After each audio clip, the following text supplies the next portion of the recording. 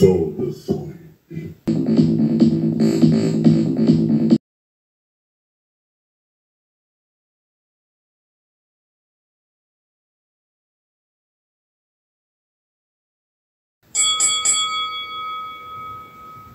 Round 1. No vídeo de hoje vamos efetuar mais uma prova formal. Na primeira premissa do argumento temos um condicional. Se P ou Q, então R e S. Na segunda premissa temos uma fórmula negada, não R. E na conclusão também uma fórmula negada, não P.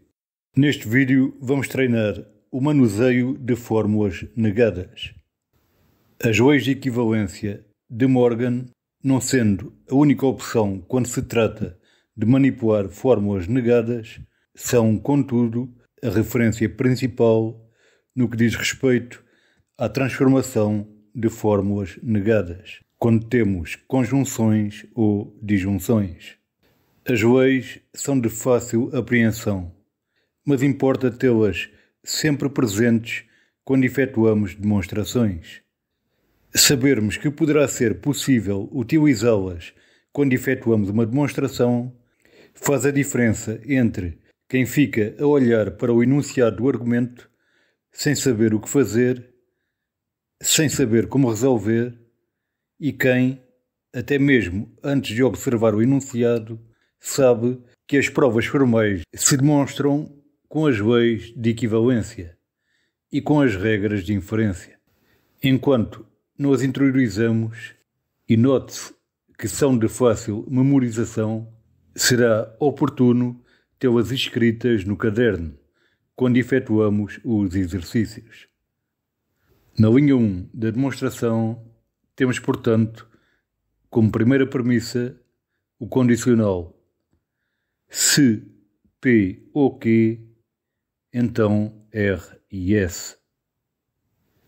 Na linha 2 da demonstração, como segunda premissa, temos não R. Não esqueçam que o que se pretende quando se efetua uma prova formal é testar a validade do argumento. Na conclusão deste argumento, temos não P. Assim, poderemos dizer que este argumento é válido se, partindo das premissas dadas no enunciado, conseguirmos provar não P. Se, com as fórmulas contidas nas premissas, obedecendo aos critérios do sistema que estabelecem aquilo que é uma forma bem formada, conseguirmos chegar a não P. Então, o argumento é válido. Iniciamos a prova, analisamos as premissas. A primeira observação que podemos fazer é que não temos não P em nenhuma das premissas. Portanto, para provarmos a conclusão, todos os nossos esforços serão no sentido de alterar ou substituir as fórmulas dadas até obtermos não P. Como estão lembrados, quando temos um condicional, se, entretanto, surgir uma confirmação do seu antecedente, podemos concluir o seu consequente, utilizando a regra de inferência modus ponens. Ou, se, ao invés de surgir uma confirmação do antecedente, se surgir uma confirmação do consequente negado, podemos concluir o antecedente do condicional negado, utilizando a regra de inferência modus tollens. Neste caso, se conseguíssemos aplicar o modus tollens, seria oportuno, pois obteríamos a fórmula não P ou Q, e daí tentaríamos chegar a não P isolado. Vamos seguir este caminho, mas para podermos aplicar o modus tollens ao condicional da primeira premissa, vamos precisar de uma confirmação do seu consequente negado. Precisamos, portanto, da fórmula não R e S. Reparem que na segunda premissa do argumento temos não R. Recordem a regra de inferência adição, que nos diz que, mediante a utilização de uma disjunção, a uma fórmula podemos agregar qualquer fórmula. Assim, se temos não R, a não R podemos agregar qualquer fórmula, desde que o façamos mediante uma disjunção. Ora, para o nosso exercício, será conveniente agregar a não R, não S. E ficamos com a disjunção não R ou não S, que não é ainda exatamente o que pretendemos, pois o que pretendemos é a fórmula não R e S, mas lá chegaremos. Não R está na posição em que temos P, na primeira premissa da regra da adição. E podemos, portanto, concluir não R ou não S, que está na posição em que temos a conclusão da regra, como podem observar. Em lógica proposicional, mesmo que pareça óbvio e intuitivo, não saltamos passos. Toda a progressão que efetuamos na prova tem de ser registada. Assim, na linha 3 da prova, escrevemos não R ou não S.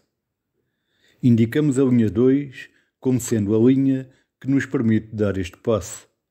E justificamos este passo com a regra de inferência adição.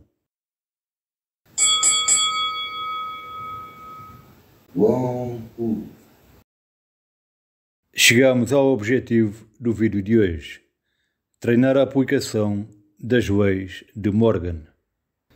As leis de Morgan aplicam-se apenas a conjunções e disjunções e permitem substituir uma fórmula cujo operador principal é uma conjunção por uma fórmula cujo operador principal é uma disjunção e vice-versa. Permitem também substituir uma disjunção por uma conjunção. Além disso, permitem substituir uma fórmula composta negada, dentro de parênteses, portanto, por uma fórmula composta sem parênteses, em que cada um dos seus termos tem o valor de verdade contrário ao que tinha na fórmula original, que é substituída. Isto é muito fácil. Observem a lei no quadro. No primeiro caso, temos a fórmula P e Q, negada como um todo, dentro de parênteses, portanto. E as leis de Morgan dizem-nos que esta fórmula é equivalente a não P ou não Q. O que acontece é que, ao eliminarmos os parênteses, a negação é transposta para os termos da fórmula individualmente, determinando o novo valor de verdade de cada um deles. Reparem que quando os termos estão dentro de parênteses, têm ambos valor verdadeiro. Estão sim negados, mas como um todo. As leis de Morgan dizem-nos também que, ao efetuarmos esta substituição, temos também de alterar o operador lógico principal. Se na forma original temos uma conjunção, ao substituir passamos a ter uma disjunção, e vice-versa. Se tivermos na forma original uma disjunção, quando substituímos, alteramos para uma conjunção. Para o nosso exercício, interessa-nos o primeiro caso da regra. Na linha 3 da nossa demonstração, temos a disjunção não R ou não S. E a lei permite-nos substituir esta fórmula pela fórmula não R e S, dentro de parênteses. De uma disjunção, obtemos uma conjunção. Esta conjunção é exatamente aquilo que necessitamos para prosseguir a nossa demonstração. Assim, escrevemos na linha 4, não R e S, dentro de parênteses. Indicamos a linha 3 como sendo a linha que nos permite dar este passo e justificamos este passo com as leis de equivalência de Morgan. Agora que obtivemos uma confirmação do consequente do condicional que temos na primeira linha da prova, negado, podemos aplicar a regra de inferência modus tollens, como nos propusemos. Round 3. Assim, o condicional se P ou Q, então R e S, está na posição em que temos a primeira premissa da regra de inferência modus tollens. A conjunção não R e S da linha 4 da prova está na posição em que temos a segunda premissa da regra. E podemos concluir na linha 5 da prova a disjunção não P ou Q, que está na posição em que temos a conclusão na regra de inferência modus tollens. Quando constatamos uma confirmação de um consequente de um condicional negado, o que é que isso significa? Obviamente, isso significa que o antecedente do condicional é falso. Se estão lembrados da tabela de verdade da implicação, a única situação em que um condicional retorna falso é quando o seu antecedente tem valor verdadeiro e o seu consequente tem valor falso. Assim, na linha 5 da prova, escrevemos a disjunção não P ou Q. Indicamos as linhas 4 e 1 como sendo as linhas que nos permitem dar este passo. E justificamos este passo com a regra de inferência modus tollens. Agora que chegamos à fórmula não P ou Q, estamos quase lá. Se voltarmos a utilizar as leis de equivalência de Morgan, finalmente conseguimos obter uma fórmula que contém não P. Observem as leis. Verifiquem se alguma é do tipo da disjunção que temos na quinta linha da prova. No segundo caso da lei, temos uma reprodução desse tipo. Por coincidência, até têm as mesmas letras. Obviamente, podiam ser letras diferentes. Então, o segundo caso das leis de Morgan está a dizer-nos que podemos substituir a fórmula não P ou Q pela fórmula não P e não Q. Great! Estamos a um passo de provar a conclusão. Escrevemos não P e não Q na linha 6 da prova. Indicamos a linha 5 como sendo a linha que nos permite dar este passo. E justificamos este passo com as leis de equivalência de Morgan. Ora, obtivemos uma conjunção que contém não P, o nosso objetivo.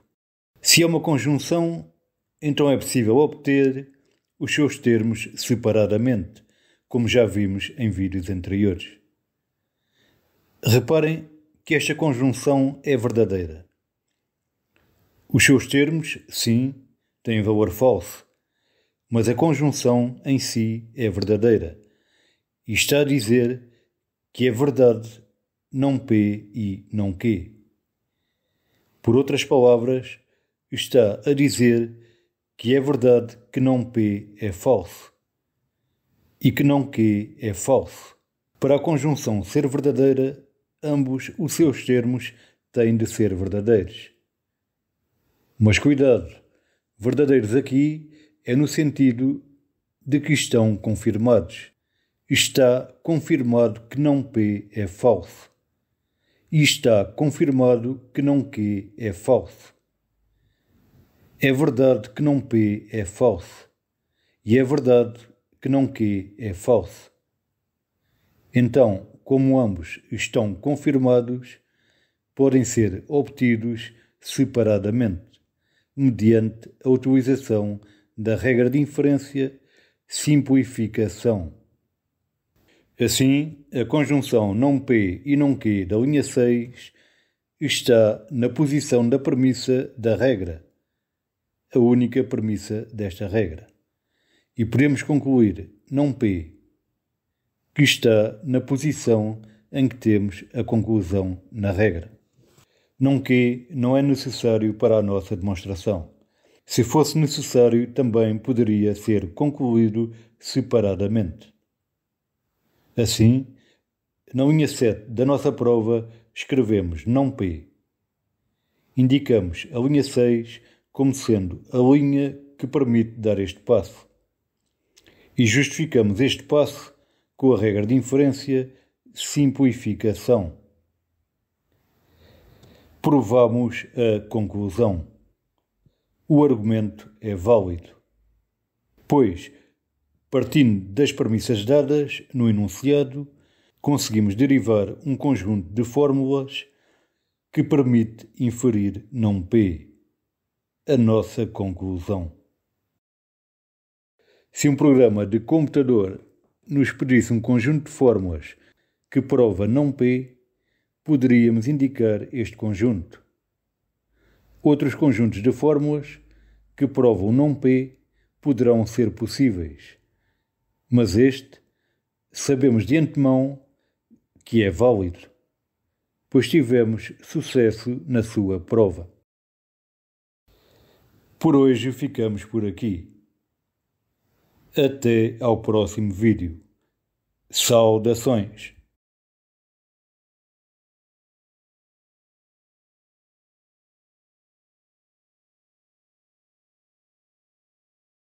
You win.